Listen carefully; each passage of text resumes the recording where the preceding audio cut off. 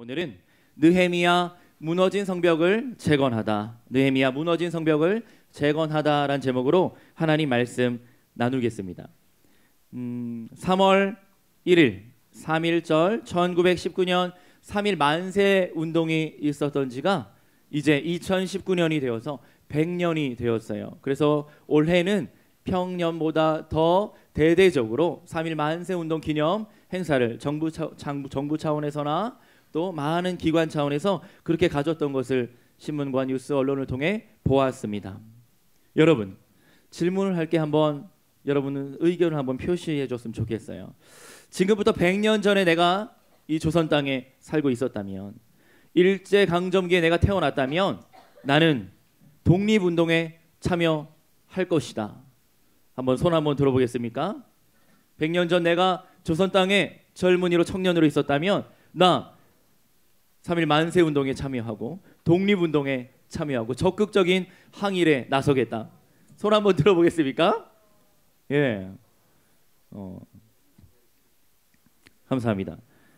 청소년 10명 중에 8명 이상의 청소년들이 내가 과거에 태어났다면 독립운동에 참여하겠다 이렇게 대답했다고 해요. 전국의 청소년 1,500명을 대상으로 설문조사를 했는데 이런 결과를 얻었어요. 그냥 어떻게 보면 우리가 이 일제강점기에 힘들게 살았던 민족의 아픔과 또 독립투사들의 그 애국 활동했던 것들을 영화나 드라마나 혹은 소설이나 만화로 접해서 그렇게 피부에 와닿는 그 고통과 슬픔 또 안타까움들을 다 느끼지는 못할지 모르겠어요. 많은 친구들이 국사 시간, 역사 시간에 공부해서 또 영화를 통해 드라마를 통해 알고 있다 이렇게 대답했는데요. 목사님 우리 고등부 청소년들에게 도전하기를 우리는 과거로 돌아갈 수 없고 다시 태어날 수 없고 100년 전으로 돌아갈 수 없지만 그러나 100년 전 그 상황이 그랬다면 지금 2019년을 살아가는 오늘도 역사와 민족 앞에서 우리 청소년들이 우리 젊은이들이 그리고 저와 여러분들이 나라와 조국 사회를 위해 한국 교회를 위해 지금도 할 일이 많이 있다는 겁니다. 3.1 운동이 한국 사회에 주는 여러 가지 중요한 교훈들이 있는데요. 3.1절이 좀 지났으니까 목사님이 좀 편하게 이야기하도록 할게요. 한국인이 독립에 대한 염원이 얼마나 컸는지 이 동북아시아뿐만 아니라 전 세계에 조선 민족이 독립하기를 간절히 소원하고 있다는 것을 보여주었어요. 민족적인 기폭제가 되었기에 3.1 운동을 시발점하여 1945년 광복을 맞이할 때까지 끊임없는 항일, 독립, 투쟁이 지속될 수 있었던 것이죠. 두 번째, 남녀, 신분, 지역과 연령 모든 전 사회 모든 계층이 하나 되었던 사건이 바로 3.1 만세 운동이었어요.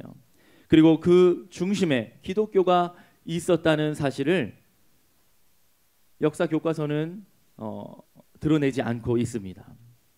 당시 조선 땅에 한반도에 2천만 명의 사람이 살았는데 그 중에 기독교 인구는 1.5%였다고 합니다. 2천만 명 중에 30만 명 정도만 기독교인이었어요. 그 속에는 천주교인과 개신교인들을 다 포함하고 있겠죠. 1.5%밖에 안 되는 적은 숫자였지만 그 기독교인들이 중심이 되어서 각 지역별로 약 200여 개가 넘는 전국 단위 지역에서 만세 운동이 동시다발적으로 일어났던 것이죠. 3.1절 이후에 우리 한국교회는 3.1절 이 만세 운동을 기념하여 교회가 중심이 되어 버렸던 이 민족적 운동을 기념하여 3.1절 기념 예배를 매년 드려왔어요. 아주 오래된 애국가 책을 보면 우리가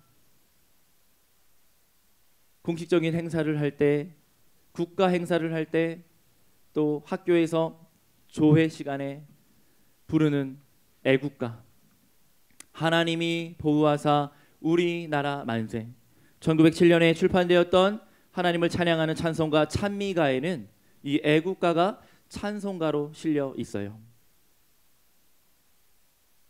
동해의 물과 백두산이 마르고 닳도록 남산 위에 저소나무 이기산과 이 모든 가사들이 어디로 향하고 있냐면 후렴 가사로 가서 하나님이 이 조선 땅을 우리 민족을 보호하사 우리나라 만세, 하나님께서 복을 주시기 때문에 영원 무궁토록 하나님의 은혜와 복락을 누리는 나라와 민족이 되기를 간절히 소원했던 우리 믿음의 선조들이 이 애국가의 가사를 짓고 음류를 넣어서 예배 시간에 찬양했던 찬송가 찬미가였어요. 3.1운동은 또한 기독교에 대한 시각을 다르게 했습니다. 교회가 민족의 아픔을 안고 함께 하는구나. 교회가 가장 어려운 곳에, 가장 낮은 곳에, 가장 힘든 곳에 가서 먼저 섬기고 먼저 희생하고 민족과 교회, 조국을 위해 앞장서는구나. 이러한 것들을 우리 한국 사회에 보여주었던 사건이었어요. 마지막으로 3.1운동이 우리 역사에 주는 한 가지 기억해야 되는 교훈은 3.1운동 이후에 일본이 한국에 대한 통치 정책을 바꾸게 되지요. 아마 여러분 한국사 시간에 배웠을 거라 생각합니다. 총칼로 앞세웠던 총칼 정치에서 문화 정치라는 세련된 이름으로 정책을 바꾸게 되는데, 문화 정치는 온순하고 세련돼 보이지만 그 속에는 앞에서 드러나지 않게 우리 민족의 정신과 특별히 젊은이들, 청소년, 청년들의 정신을 말살하려는 그런 술책이었어요. 일제사범대학에서 교육을 받았던 교사들이 일본어로 가르치고 학교에서나 사회에서 공적인 기관에서 조선말을 쓰지 못하게 하면서 일본어로 가르치고 창씨를 개명하고 일본어 이름으로 부르게 되었던 것이죠. 젊은이들을 말살하려고 약 50만 불, 당시 돈 50만 불을 투자해 서울 곳곳에 홍등가를 만듭니다. 그때 만들어진 곳이 지금의 용산에 있는 홍등가 거리고 가까운 성북에 있는 미아리 텍사스 촌이에요. 지금 많이 사라졌고 정리가 되었죠. 일제강점기 때 여러분과 같은 10대 후반의 청소년, 20살, 20살 청년들의 정신을 말살하기 위해서 만들었던 홍등가가 지금 반세기가 지나도록 아직까지 남아있었다는 것은 부끄러운 일이고, 지금 그것들을 개혁하고 개선해서 많이 사라지고 있다는 것은 또한 반가운 소식입니다. 당시 돈 18만 2천 불을 가지고 총독부가 이 조선 땅에 아편을 재배하기 시작했어요. 술과 담배를 장려합니다. 10대 후반만 돼도 학교에서 공부하고 꿈을 꾸고 조국을 위해 어떻게 살아갈 것인가 고민해야 되는 여러분 청소년들에게, 청년들에게 술과 담배에 찌들어 살게 만들고, 또 시장 뒷골목에서 아편으로 인해서 아편 중독자들이 나와 미래도 없고 소망도 없고 그렇게 패배주의에 젖게 청년들을 만들었어요. 이게 바로 일본이 했던 문화 정치의 단면이었고, 아직도 일본이 이것을 사과하지 않고 있는 것이죠. 한국의 젊은이들을 해체하려고 했던 것입니다. 그런 와중에서도 조국의 아픔을 보고 역사와 민족 앞에서 자신의 인생과 생명을 내던지고 항일 독립운동에 나섰던 의로운 사람들이 있었는데, 그중에 많은 사람들이 기독교 신앙을 갖고 하나님께서 이 땅 가운데 천국 같은 조국을 세워주시리라는 믿음을 가지고 교회의 후원과 기도의 힘을 입고 독립운동을 했던 많은 사람들이 있었어요. 이러한 일본의 중심을 파악했던 것이 선교사님들이었고 한국 교회였어요. 금주운동, 금연운동, 물산 장려운동, 국채보상운동, YMCA, YWCA, 또 진흥운동 같은, 계몽운동 같은 것들이 바로 교회를 중심으로 사람들이 모일 수 있는 장소를 제공하고 가르치는 사람, 지도하는 사람, 먼저 앞장서서 헌신하는 사람들이 교회 안에서 나오게 된 것이죠. 삼천리반도 금수강산, 하나님 주신 땅, 일하러 가세, 일하러 가세. 이것은 찬송가의 가사였어요. 교회는 100여 년 전에도 한국 땅, 이 조선민족의 한국의 희망이었고 지금도 교회는 우리 조국 사회의 희망입니다. 목사님 느헤미야서 말씀을 설교하려고 준비하다가 많은 순간 마음이 뜨거워졌어요. 한번 오늘 한 주만 설교하겠지만 느헤미야가 어떻게 역사와 민족 앞에서 하나님의 부름을 입어 이 귀한 사역을 했는지 여러분들에게 도전하고 싶었어요. 그냥 BC 400~500년대에 잠시 스쳐 지나갔던 한 성경 속 인물이 아니라 오늘 느헤미야가 만났던 하나님, 느헤미야가 기도했던 그 하나님이 나의 하나님이라는 사실을 가지고 느헤미야는 유다 왕족의 귀족으로서 총독으로 예루살렘에 부임하여 무너진 성벽을 재건했는데, 여러분 한국 사회를 바라보면 우리 사회 곳곳에 무너져 내린 곳이 얼마나 많이 있습니까? 무너져 내린 성윤리, 무너져 내린 도덕의식, 도덕적으로 사람들이 해이해지고 다 그렇게 사니까 좋은 게 좋은 것처럼 그냥 그저 그렇게 살아가는 세태를 바라보면서 조국 사회의 무너진 성벽을 다시 재건하는 마음으로, 나 혼자는 벽돌 한 장밖에 올릴 수 없지만 여러분들이 다 함께 동역하여 여러분 삶의 무너진 영역에서, 학교에서, 교실에서 여러분들이 장차 청년이 되고 장년이 되어 사회에 나가면 조국 사회의 무너진 곳, 아픈 곳에 나가서 여러분 분야에서 벽돌 한 장 한 장을 쌓아 무너진 성벽을 재건하면 좋겠다. 그런 마음으로 오늘 말씀을 준비했어요. 시간이 짧지만 함께 나눠보기를 원합니다. 우리가 구약의 배경을 잘 모르기 때문에 좀 배경에 대한 설명이 필요한데요. 간단하게 이야기하면 이스라엘 민족은 다 멸망해요. 마치 조선 민족처럼 식민 지배를 받고 포로로 다 끌려가게 돼요. 주전 722년에 먼저 북이스라엘이 멸망합니다. 남과 북이 분단되어 있어 마치 조선의 현실처럼요. 북이스라엘이 BC 722년에 다 아수르에 의해 멸망합니다. 그리고부터 한 150년 지났을 때 BC 586년에 남유다가 멸망하면서 예루살렘 성전과 성이 다 파괴돼요. 홀리 템플, 홀리 시티라 불렀던 예루살렘이 다 무너져 내리는 거예요. 그리고 예루살렘에 유다 땅에 살고 있던 유다 백성들을 끌고 바벨론으로 포로로 끌고 가는데 다 데려가지 않고요. 왕족과 귀족과 고귀한 신분의 자제들만 끌고 갔어요. 볼모로 삼는 것이죠. BC 538년에 하나님의 약속대로 바벨론에 끌려갔던 유다 포로들은 다시 예루살렘으로 귀환하게 됩니다.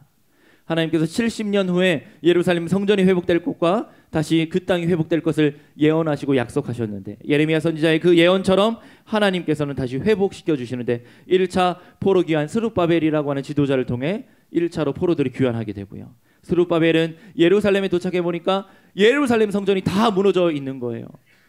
바벨론의 느부갓네살 왕에 의해서 이미 70년 전 무너져 내렸던 성전을 보고 다시 짓게 됩니다. 솔로몬이 지은 성전은 이미 무너졌고 스룹바벨이 지은 2차 성전 시대가 열리게 된 것이죠. 그리고 2차 포로 귀환합니다. 스룹바벨이 1차를, 에스라 학사 에스라가 2차 포로 귀환을 이끌고 예루살렘 땅에 도착해요. 그리고 에스라는 하나님의 말씀, 율법을 강론하고 가르치면서 민족적인 신앙의 경건 회복을 개혁 운동을 벌이게 됩니다. 그리고 시간이 지납니다. 오늘 우리가 함께 읽은 느헤미야 1, 2장에 등장하는 이 느헤미야가 세 번째로 3차 포로들을 이끌고 귀환하게 됩니다. 그 내용이 느헤미야 2장 우리가 읽었어요. 느헤미야는 예루살렘 성벽이 무너졌음을 알고 성벽을 재건하게 되는 것이죠. 1장 1절 본문을 보겠습니다. 하가랴의 아들 느헤미야의 말이라. 느헤미야가 느헤미야서를 쓰고 있는 것이죠. 느헤미야의 회고록과 같은 책입니다. 하가랴의 아들이라 썼어요. 그의 족보와 혈통을 찾아보면 그는 유다 지파의 사람이었고 그는 왕족 중에 한 사람이란 것을 알 수 있습니다. 페르시아, 바사라고 성경에 기록되어 있는 페르시아의 아닥사스다 왕이 20년째 다스리던 기슬루월에 내가 수산궁에 있었는데, 수산궁은요 겨울 궁전이었어요. 페르시아는 중동 지역이기 때문에 더운 곳이었고 여름 궁전과 겨울 궁전이 달랐어요. 계절의 기온차를 따라 여름 궁전과 겨울 궁전으로 이동하면서 왕이 통치했던 시대입니다. 아닥사스다 왕은 여러분 세계사 책에도 등장해요. 페르시아가 한참 전성기를 이루고 팽창할 당시의 왕이죠. 기슬루월은요 유대인들의 유대력, 종교력으로 약 11월과 12월 사이 겨울에 해당됩니다. 12월 초쯤 되리라고 생각해 보면 좋겠어요. 그때 느헤미야 1장 2, 3절에 보니까 느헤미야의 형제들이 예루살렘의 소식을 전해준 거예요.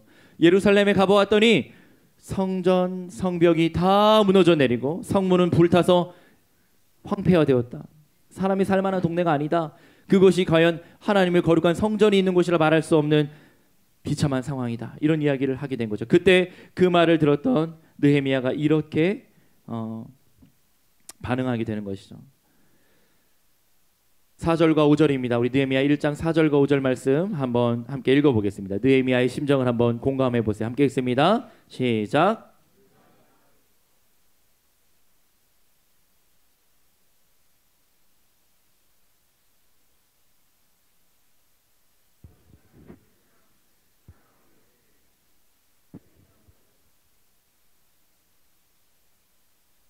아멘. 느헤미야가요, 거기에는 큰 환난을 당했고 능욕을 받았으며 예루살렘 성벽은 다 허물어지고 성문들은 다 불탔습니다. 이 소식을 듣고요, 이 말을 듣고 그 자리에 주저앉아서 울며 수일 동안 금식하며 기도했대요. 하늘의 하나님께 금식하며 기도했대요. 기슬르월 12월부터 민족의 아픔을 껴안고 기도하기 시작한 것이죠. 그러면서 6절부터 11절까지는 느헤미야의 기도 내용이 나와요. 우리 아까 읽었으니까 읽지 않을 텐데요. 느헤미야의 기도는 이거였습니다. 하나님, 우리 민족이 하나님 앞에서 율법을 어기고 말씀에 불순종한 죄악을 행했습니다. 우리의 범죄함을, 나의 범죄를, 우리 가문의 죄를, 우리 민족의 죄악을 하나님 용서하여 주시옵소서. 내가 지은 죄가 아님에도 불구하고 선조들의 죄악을, 민족의 죄악을 느헤미야가 대표가 된 심정으로 하나님께 회개 기도를 하고 있어요. 그러면서 그 회개 기도 말미에 하나님께 간구하기를, 그러나 하나님께서 만일 다시 한번 은혜를 주신다면 하나님께서 약속하신 그 땅, 내가 내 성전을 두겠다고 약속하신 그곳에 다시 성전을 짓고 하나님께서 큰 권능과 강한 손으로 이 포로된 백성을 다시 회복시켜 주신다면 그곳에서 하나님을 예배하겠다고, 하나님을 경외하겠다고 우리 민족의 아픔을 회개하며 동시에 민족의 은혜를 달라고 기도하고 있어요. 언약의 하나님께 은혜를 구하는 것이죠. 이게 사람과의 약속이었다면 이미 약속을 어겼기 때문에 다시금 재차 요청할 수 없겠지만, 죄인이고 연약한 우리 사람이기에 하나님 앞에, 하나님 그럼에도 불구하고 우리를 불쌍히 여겨 주시옵소서, 긍휼히 여겨 주시옵소서, 주께서 우리를 붙잡아 주신다면 회복될 줄 믿사오니 주여 언약의 신실한 하나님, 우리를 도우시고 회복시켜 주시옵소서 기도하는 것이죠. 주여 구하오니 귀를 기울이사 종의 기도와 주의 이름을 경외하기를 기뻐하는 종들 이스라엘 민족의 기도를 들어주시고, 오늘 종이 형통하여 이 사람들 앞에서, 이 페르시아 사람들 앞에서 페르시아 왕이었던 아삭사스다 왕으로부터 은혜를 입게 하옵소서 하였나니 그때 내가 왕의 술관원이 되었느니라. 11절은 이렇게 마치고 있습니다. 왕의 술관원이 되었다는 거예요. 당시 고대 국가들의 왕 곁에는 떡 맡은 관원과 술 맡은 관원이 있어요. 지금과 시대가 달랐기 때문에 최측근으로 술 맡은 관원이 옆에 있으면서 왕이 목마를 때 음료를 따라주고 필요할 때 포도주를 따라주는 역할을 했던 것이 술 맡은 관원이었는데, 그는 거의 왕과 24시간을 함께 하면서 왕이 부를 때 바로 가까운 거리에 있다가 왕 앞에 나아가 왕과 대화하고, 때로는 왕에게 조언하고, 때로는 왕과 논의하는 그런 최측근의 자리였어요. 비서실장과 같았고 오늘날의 청와대에서 근무하는 책임자였던 것이죠. 조선으로 하자면 도승지와 같았을 거예요. 왕의 가장 측근 신하였던 것이죠. 왕이 먹어야 될 음식과 음료와 술에 누가 독을 탈지 모르고, 또 가까운 거리에서 지켜볼 때 왕의 근심이 무엇인지, 신체상의 질병은 없는지를 지켜보는 자가 술 맡은 관원이었기에 이 느헤미야는 아닥사스다 왕의 가장 신임받는 신하 중 한 명이었어요. 그는 포로의 신분이었지만 그러나 교육받고 훈련된 유다의 왕족으로서, 그리고 신임받았던 관료로 왕 곁에 있었던 것이죠. 느헤미야에서 2장 1절에 보니까 아닥사스다 왕 제20년 동일한 해에 니산월이라고 씁니다. 니산월은요 유대력으로 3, 4월을 말하는 거예요. 지금이죠. 지금 딱 봄철. 그러니까 그 민족의 아픔 소식을 들었던 기슬르월로부터 니사놀까지 약 3, 4개월이 지나는 동안 뭐 했냐면 울며 수일 동안 금식하며 기도했던 거예요. 1장 후반부의 내용으로 약 3, 4개월 동안 약 100일 동안 느헤미야는 작정하고 하나님 앞에서 때로는 금식하며 때로는 울며 하나님께 기도했던 것이죠.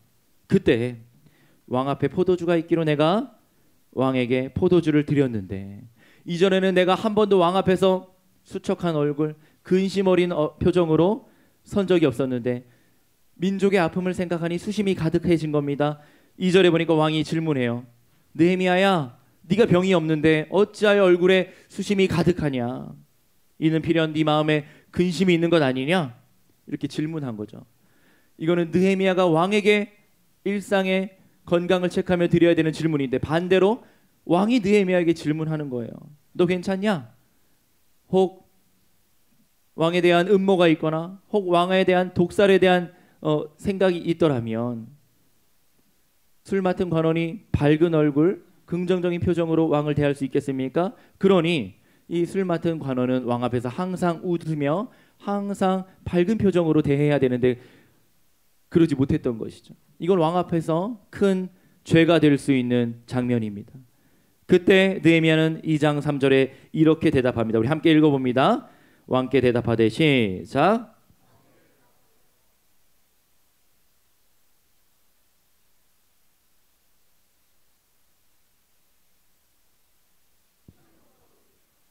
먼저 느헤미야는 왕에게 대한 충성을 고백합니다. 왕은 만세소를 하옵소서.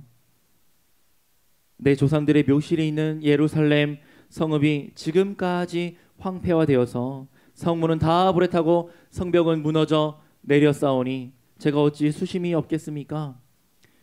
내 조상들의 묘실이 있는 예루살렘 성읍,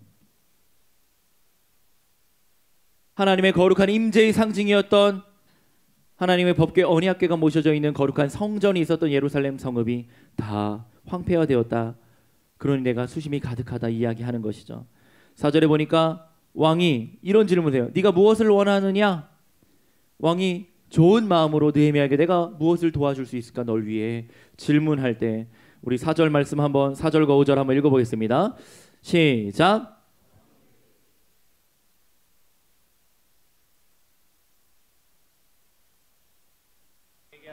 왕이 만일 좋게 여기시고 종이 왕의 목전에서 은혜를 얻었사오면 나를 유다 땅 나의 조상들의 묘실이 있는 성읍에 보내어 그 성을 건축하게 하옵소서 하였는데 4절 말씀을 보면서 하나님께 묵도했다라고 하는 이 표현이 눈에 들어왔어요. 지금 아주 어쩌면 절체절명의 순간입니다. 왕이 마음을 바꿔 네가 어찌 왕 앞에서 수심이 가득하냐 하여 그 죄를 물을 수도 있는 장면에서 이 위기의 상황에서 네가 무엇을 원하느냐 하는 왕의 질문에 대답하기에 앞서 잠시 그 찰나의 순간에 기도하는 거죠. 내가 곧 하늘의 하나님께 묵도하고 하나님 내 입술에 지혜로운 말을 넣어주셔서 왕에게 해야 할 말을 하게 해달라고 왕에게 이 말을 하고 왕으로부터 은혜를 입게 해달라고 그 찰나의 순간 어쩌면 그 시간 1, 2초도 안 되는 짧은 시간이었을지 몰라요. 그때 기도한 거예요. 왜 이렇게 할 수 있었을까요? 순발력이 있어서 민첩해서요? 아니요. 그 느헤미야는 늘 기도하던 사람이었어요. 기도가 호흡이었어요. 오늘 아침에 새벽에도 기도하고 왔고 왕을 만나러 들어가기 직전에도 기도했고 어쩌면 왕 앞에서 술을 따르는 그 순간에도 마음속으로 기도했을지 몰라요. 그러니 늘 기도하던 기도의 사람 느헤미야는 이 순간 하나님께 그 주권이 달려있음을 고백하며 묵도하는 거예요. 하나님 왕으로부터 은혜를 입게 하옵소서. 왕이 좋은 마음으로 허락해 준다면 예루살렘에 가서 성벽을 재건하고 민족의 경건을 회복할 수 있는 그 기회를 열어달라고 그 순간 짧은 시간 기도했겠죠. 여러분들 모의고사를 받잖아요. 시험 볼 때 어려운 문제를 만나잖아요. 기도하라고요. 문제를 풀면서 마음속으로 하나님 지혜를 달라고. 이거 분명히 내가 수학 문제집 어디에서 풀었던 문제인데 똑같은 유형인데 갑자기 공식이 생각 안 나고 풀이 방법이 생각 안 날 때 기도하라고요. 내 머릿속 어딘가에 기억되어 있을 텐데 기억나게 해달라고, 풀 수 있도록 해달라고. 찍을 때도 기도하고 찍으라고요. 뭐 2, 3분 막 간절히 기도하는 게 아니라 찰나의 순간에 기도하는 거죠. 유행을 바라는 게 아니라 하나님을 의지하라는 거예요. 그런 마음으로 공부한다면 하나님께서 임의도 지혜도 주시고 시험 볼 때 더 많은 집중력과 순간의 찰나의 민첩한 지혜를 허락하실 거예요. 느헤미야가 기도했어요. 6절에 보니까 그때 왕후도 왕 곁에 앉아 있었더라 했어요. 왕후가 왕 곁에 있었다는 것은 아주 사적인 자리거나 아니면 왕과 왕후가 많은 신료들과 함께하던 큰 잔치 자리였을 거라 생각할 수 있어요. 그러니 이런 큰 잔치에서 많은 신료들이 배석되어 있는 장면에서 이런 질문을 주고받고 이런 이야기를 한다는 것은 쉬운 일이 아니었어요. 그때 왕이 나를 보내기를 좋게 여기시기로 느헤미야가 기한을 정하고 왕에게 요청하는 것이죠. 왕이시여, 왕이 많이 좋게 여기시거든 강 서쪽 총독들에게, 여러분 이 수상궁이 어디 있냐면 오늘날의 이란과 이라크 접경지대에 있어요. 페르시아만 위에 북쪽에 있다고요. 그러니까 이 페르시아 여기로부터 예루살렘까지 가려면, 목사님 어제 구글 지도 위성 지도로 찾아봤는데 약 1770km가 나와요. 지금도 차를 타고 가려면 국경을 그냥 무사히 다 통과하고 차가 막히지 않는다고 해도 하루 24시간이 걸리는 거리예요. 그런데 이 1770km를 걸어서 왔겠죠. 말과 낙타를 타고 오더라도 수일이 걸렸을 거예요. 그럴 때 이 먼 거리를 갈 수 있도록 강 서쪽 총독들, 유프라데스 강과 티그리스 강 서쪽에 있는 수많은 페르시아의 식민지에 통치하고 있는 총독들로부터 잘 무사하게 통과할 수 있는 통과의 왕의 조서를 내려달라고. 그러면 내가 유다 땅까지 예루살렘까지 무사히 갈 수 있을 것이라고 요청하고요. 왕의 살림 감독이었던 아삽에게 요청하여서 조서를 주시면 왕의 살림에서 목재를 얻어가지고 레바논의 백향목을 얻어 성전을 재건하고 성벽을 재건하고 그리고 필요한 집들을 건축하는데 쓰겠다고 강하게 제목을 요청하고요. 또 왕께서 좋게 여기고 이 모든 것을 허락하시는데 왕이 허락한 것이 아니라 8절에 보면 내 하나님의 선한 손이 나를 도우셨으므로, 하나님의 선한 손이 이 일을 도우셨기 때문에 왕이 허락했다고 쓰고 있어요. 그래서 왕은 그냥 느헤미야를 보내는 것이 아니라 왕의 군대 친위대를 보내서 군대 장관과 마병과 함께 보내어 예루살렘까지 가는 길에 이방 민족의 침입이나 약탈이나 어려움을 겪지 않도록 호위병을 붙여서 예루살렘까지 가게 한 것이죠. 이게 바로 왕으로부터 다른 사람에게 은혜를 입는 거예요. 오늘 우리 선생님께서 기도하실 때 우리 친구들이 다른 사람들에게 은혜를 주고 또한 은혜를 입는 인생이 되게 해달라고 기도해 주셨는데 마음이 울컥했어요. 느헤미야가 지금 하나님께 간절히 기도할 때 그 자기 민족을 식민 지배 통치하던 그 이방의 왕으로부터 은혜를 입어 민족의 성벽을 재건할 수 있는 기회를 얻게 된 것이죠. 예, 말씀을 맺겠습니다. 예, 2장 11절에 가면 예루살렘에 도착한 느헤미야가 처음 한 3, 4일간은 가만히 있어요. 그들의 대적자들이 많다는 것을 알았기 때문에 막 바로 나서서 뭔가 큰일을 하지 않고요, 잠잠히 있으면서 시기를 봅니다. 그러면서 한밤중에 홀로 나와서요, 뭐 하냐면 말을 타고 나가 자신의 최측근 사람 몇 명과만 한밤중에 어두울 때 사람들이 보지 않는 때 나가서 예루살렘 성벽을 둘러봅니다. 시찰하는 거예요. 남쪽 다윗성 무너진 성벽으로부터 돌아서 동남쪽 기드론 골짜기를 따라 이렇게 쭉 돌아보면서 성벽이 다 무너졌음을 바라보면서 이렇게 건축하고 중수하고 재건해야 되겠구나 마음속으로 생각하면서 한밤중에 시찰하고 돌아와 아무 일도 없었던지 며칠을 또한 기다리며 묵묵히 계획하고 준비합니다. 그리고 나서 장로들과 제사장들과 지도자들과 그의 관료들에게 예루살렘 총독의 입장에서 이렇게 선포하는 거예요. 느헤미야 2장 17절과 18절 말씀입니다. 우리 마지막으로 한번 읽어보겠습니다. 느헤미야 2장 17, 18절입니다. 네, 목사님 읽을게요.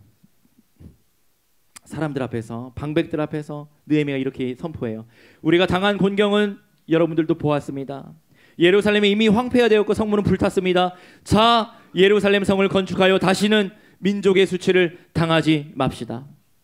또 그들에게 하나님의 선한 손이 느헤미야를 도우사 느헤미야가 지금까지 행한 일과 왕이 도운 일을 이야기하고, 그때 이스라엘 민족과 방백들이 느헤미야에게 일어나 이야기하기를, 일어나 우리가 함께 건축합시다. 함께 모두 힘을 내어서 이 선한 일을 행합시다. 느헤미야의 도전 앞에 온 민족이 일어서서 이 일에 헌신하겠다고 나서게 되는 거예요. 그래서 읽지 않았지만 3장에 가면 구체적인 성벽 재건의 과정과 어떤 지파가, 어느 가문이, 어느 제사장 가문이 이 일을 섬겼는지 자세하게 기록되어 있어요. 므낫세 지파가 어디를 중수하고요, 또 금장색이었던 어느 가문에서 무엇을 만들고요, 제사장 집안에서 어느 지파에서 구체적으로 민족과 가문이 헌신하여 성벽을 재건하게 됩니다. 4장에 가면 대적들이 나와요. 호론 사람 산발랏, 사마리아 총독이었던 산발랏은 느헤미야의 라이벌이었어요. 대적이었다고요. 그리고 암몬 사람 도비야, 오늘날의 요르단 라빠 암몬 출신이었던 암몬 사람 도비야도 느헤미야의 대적이었어요. 아라비아 사람 게셈, 이 모든 대적자들 방해합니다. 군사적으로 공격하고요, 약탈하고요, 침략하여서 4장에 가면 이 대적들의 방해와 공격을 군사적으로 방어하면서 건축을 해요. 한 손에는 칼과 창을 들고 있고요, 한 손에는 공사를 하고 있는 거예요. 공사 벽돌을 쌓고 물건을 나르고 나무를 나를 때 한 손에는 칼과 창을 항상 들고 있고 허리에 차고 있어요.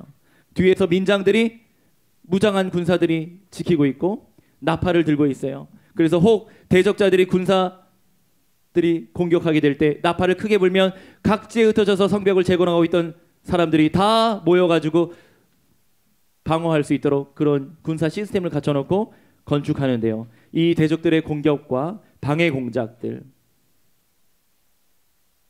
끊이지 않은 어려움들이 있음에도 불구하고 6장에 가면 이 성벽은 52일 만에 완공되어요.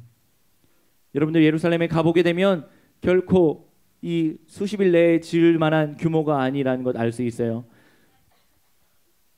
돌로 된 큰 석벽을 짓기 위해서 채석장에서 돌을 떼어와야 되고요, 목재가 필요하고요, 그러기 위해서는 많은 인력이 필요하고 시간이 필요했던 공사였는데 한 손에 칼과 창을 들고 한 손으로 공사함에 들어가고 52일 만에 완공했다는 거죠. 이거는 사람이 한 일이 아닙니다. 하나님께서 강하고 능하신 손으로, 권능의 손으로 붙잡고 계시고 도우셨기 때문에 가능했던 역사였어요.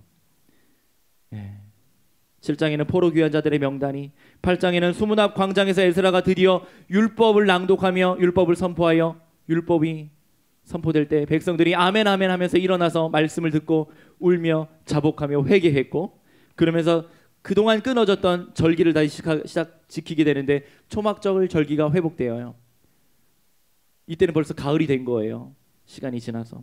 그리고 10장에서는 다시 한번 하나님과의 언약을 갱신하고요, 11, 12, 13장에 가면서 대제사장들과 레위 사람들과 지도자들이 먼저 헌신하고 성벽을 봉헌하고, 느헤미야는 민족의 지도자로서 유다 공동체의 타락한 점, 문제점들, 사회적인 약자를 돌보지 않는 연약한 것들을 지적하면서 문제를 개선해요. 그래서 민족적 경건을 다시 회복하죠. 안식일을 지키고요, 이방 여인과 통혼하지 않고요, 그리고 약자들을 배려하고 돌보는 일들을 느헤미야가 하게 됩니다. 온 민족이 다 하나님 앞에 엎드려 회개하면서 민족적인 경건을 회복하고 다시금 성벽이 재건되었듯이 그 민족 안에 하나님을 예배하는 하나님의 교회가 그들의 신앙 가운데 세워지는 역사가 일어난 것이죠. 그렇게 느헤미야 13장은 찬란한 하나님의 은혜와 은총 가운데 민족이 회복되고 살아나는 역사를 쓰면서 마무리되고 있어요. 말씀을 맺겠습니다. 우리 준비한 PPT가 있는데요, 다 보고 설명하기에는 시간이 없을 것 같아서 마칠 때 잠깐만 사진과 그림을 통해 여러분들이 이해를 돕기를 원합니다. 한번 보여주시겠습니까? 자, 구약의 포로기 당시에 이스라엘 백성들이 포로를 끌려갔을 당시에 세계 지도예요.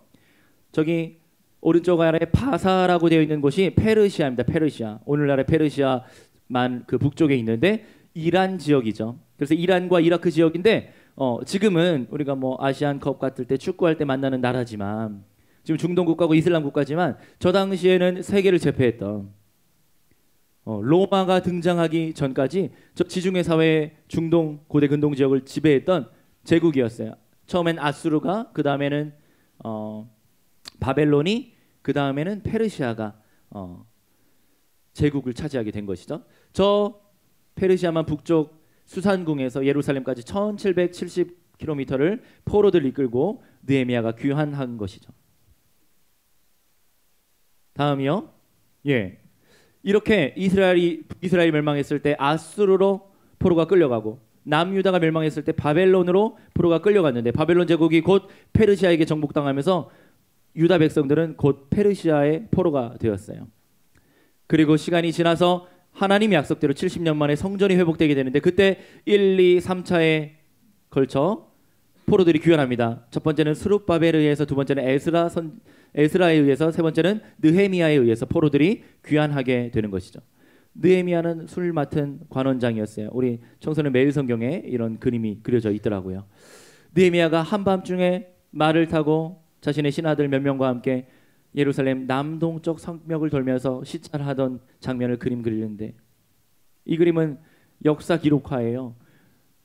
고개를 떨구고 무너진 성벽과 불타버린 성문을 바라보며 아파하는 것이죠. 저 주황색 네모난 테두리는 오늘날의 예루살렘 올드시티 성벽이고요. 왼쪽의 그림 아래에 있는 것이 히스기야 당시의 예루살렘 성벽이에요. 그런데 오른쪽에 보니까 느헤미야 성벽은 히스기야 당시에 비해서 아주 초라하죠. 마치 다이어트한 것처럼 홀쭉하죠. 예. 그렇지만 저렇게라도 예루살렘 성전을 보호하고 성벽을 쌓을 수 있었다는 것이 감사한 일이었어요. 지금은 흔적을 찾아보기 어려워요. 예, 저렇게 길쭉한 모습으로 성벽이 있는데, 오른쪽에 Mount of Olives라고 되어 있는 게 감람산이에요. 감람산. 예수님께서 승천하셨던 감람산이고, 그 초록색 성벽과 감람산 사이가 기드론 골짜기, 남쪽에 흰놈의 계곡 골짜기가 있는 것이죠. 목사님 찍은 사진을 가져왔는데, 이것은 이제 그 모형을 만들어 놓은 거예요. 저렇게 길쭉한 모양의 52일 만에 성벽을 재건했던 걸 볼 수 있고, 가장 북쪽에 예루살렘 성전이 있어요. 큰 집처럼 생긴 건물이 예루살렘 성전이죠. 이것은 다윗성을 향해서 찍은 사진이에요. 목사님 예루살렘에 있을 때 저 오른쪽 위에 보이는 산이 하얗게 보이는 산이 감람산이에요. 하얗게 보이는 것은 다 유대인들의 무덤이에요. 예. 유대인들은 메시아가 오시면 감람산 오신다 믿어서 그쪽에다가 무덤을 짓기를 좋아하는데, 그래서 무덤으로 덮여 있는 것이 감람산이고요. 왼쪽에 보이는 능선이 바로 다윗성이 있는 예루살렘 성전입니다. 예루살렘 성벽이에요. 지금은 느헤미야의 성벽은 다 무너져 내렸고, 오스만 투르크 시대 때 터키의 술탄이 와서 지은 올드시티 성벽이 남아 있죠. 그렇지만 예루살렘 성전터 근처에 오벨의 성벽, 느헤미야에 나오는 오벨의 성벽이 아직 남아 있어서 오펠이라고 부르는데, 그 성벽이 지금 왼쪽에 보이는 성벽 일부가 오펠의 성벽이에요. 그리고 우리가 잘 아는 황금돔, 저 황금돔 터가 원래 예루살렘 성전터인 것이죠. 지금 이슬람 모스크가 세워져 있습니다.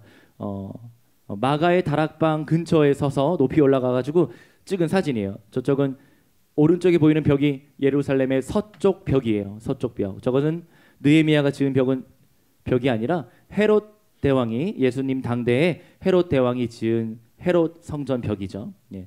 저 벽을 통곡의 벽이라고 하면서 유대인들은 저기에서 기도해요. 성전의 회복을 위해 기도하는데, 예. 그들은 메시아를 알지 못하기 때문에, 예수님 믿지 않기 때문에 아직도 성전에 가서 성전 벽에 붙여서 그렇게 기도하는 것이죠. 네.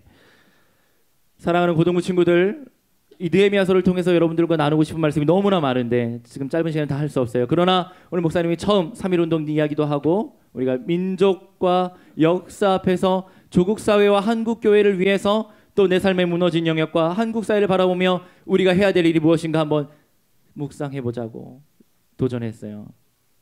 느헤미야처럼 여러분 기도의 사람이 됩시다.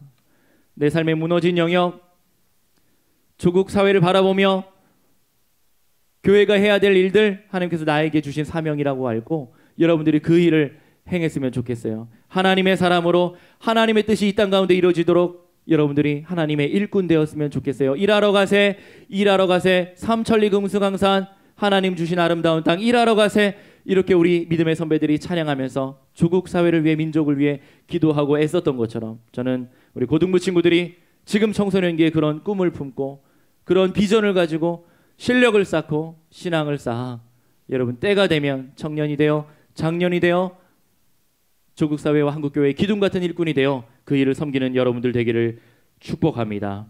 기도의 사람이 됩시다. 느헤미야처럼요. 찰나의 순간에 하나님을 의지하고 기도할 수 있었으면 좋겠고요. 그리하여서 느헤미야가 기도했던 그 하나님이 나의 하나님이시고 느헤미야를 통해 이스라엘 예루살렘 성전과 성벽과 그 시티가 회복되게 하셨던 그 하나님이 나의 하나님이라는 사실을 기억하면서 하나님 나에게도 거룩한 사명을 주시옵소서. 역사와 민족 앞에 하나님 앞에서 신실한 하나님의 사람으로 온전히 서서 하나님 맡기신 일들을 감당하는 내가 되게 하여 주시옵소서. 이렇게 기도하고 그런 인생을 살아가는 우리 멋진 하나님의 신실한 믿음의 사람들, 우리 고등부 친구들 다 되기를 우리 구주 예수님의 이름으로 간절히 축원합니다. 축원합니다. 네, 오늘 말씀 기억하면서 함께 찬양하길 원합니다. 우리 오늘 찬양했던 나는 예배자입니다. 우리 함께 찬양하면서 준비한 예물 드리도록 하겠습니다. 내가 서 있는 곳 바로 이것에서 지금 하나님을 예배하겠다고 내 삶에 무너진 영역이 있는지 학교 생활 중에 학업 중에 혹 가족 관계 중에 교우 관계 중에 내가 하나님의 말씀으로 기도하며 다시 세워야 될 것은 무엇인지 예배하는 마음으로 그렇게 세워나갔으면 좋겠습니다. 우리 함께 찬양하도록 하겠습니다.